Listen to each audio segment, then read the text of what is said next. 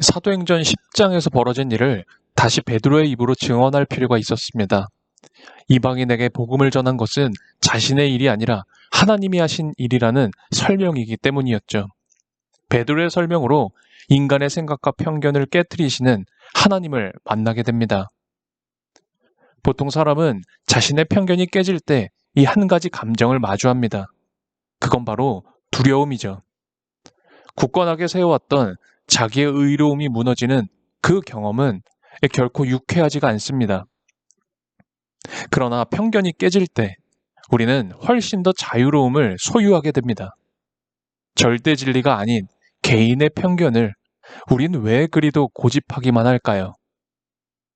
생활도 생각도 모두 부정한 이방인들은 하나님께 구원받을 수 없다 생각했던 유대인 그리스도인들이 베드로의 사역을 통해 결국 우리 모두가 다 부정한 사람들이었고 성령의 임재가 필요한 사람들임을 깨닫게 됩니다. 하나님을 자신들만의 하나님으로 가둘 수 없음에도 그러한 죄를 자행했던 지난 날들을 부끄럽게 생각하게 됐습니다.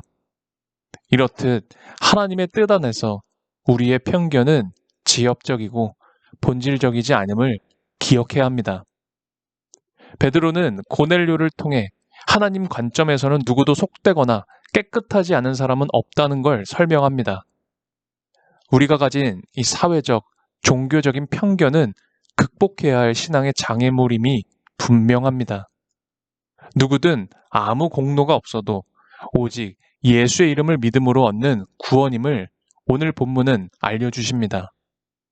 잘해야만, 온전해야만, 출신이 좋아야만 구원받을 수 있다는 관습의 그 찌꺼기는 오늘 우리들에게도 제거되어야 할 것들입니다. 누구도 부정하다고 말할 수 없습니다. 복음을 전하러 간 베드로조차 쉽게 수긍할 수 없던 문제였지만 이 고넬료 가정을 통해 복음은 우리의 편견에 갇힐 수 없음을 확실히 하십니다. 하나님께서 깨끗하게 하셨기 때문이죠. 인간은 차별하고 구분해도 우리 성령 하나님께서는 차별이 없으십니다. 물론 깨끗함과 부정함, 옳음과 틀림은 늘 우리 인생에 풀어야 할 문제이죠. 거룩을 지향하는 우리의 신앙은 늘 정함, 정의, 옳음을 향해야 합니다. 그러나 그것이 사람을 판단하고 평가하는 기준이 되어서는 안 되죠. 주님의 제자가 된 우리는 사랑할 뿐입니다. 할례를 받은 사람과 할례를 받지 않는 사람 모두가 하나님의 백성입니다. 그러므로 오늘을 살아가는 우리 모두 각자가 지닌 편견과 관심을 잠시 내려놓고 하나님의 형상과 모양으로 창조된 모든 이들을 사랑의 마음으로 품어야 합니다. 일을 잘하고 못하고 한 상관없이 나에게 유익이 되는 것과 유해함과는 전혀 상관없이 그가 진실한 사람이냐 거짓말하는 사람이냐와는 상관없이 우리는 사람에 대한 태도 늘 부드럽고 관대하게 대해야 합니다.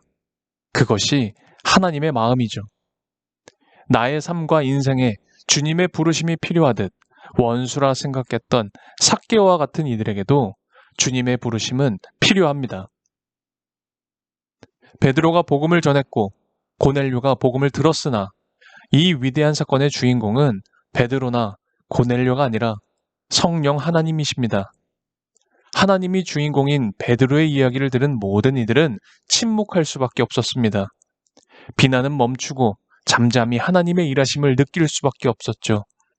과하지도 경솔하지도 않았던 그 이야기 속에서 사람들은 하나님께 영광을 올릴 충분한 이유를 발견했습니다. 우리 기억합시다. 내 기준과 판단은 하나님의 일하심 앞에서 무기력해야 합니다. 성령 하나님의 이끄심에 걸림돌이 되는 것들이 있다면 오늘 말씀을 의지하여 내려놓게 되기를 바랍니다.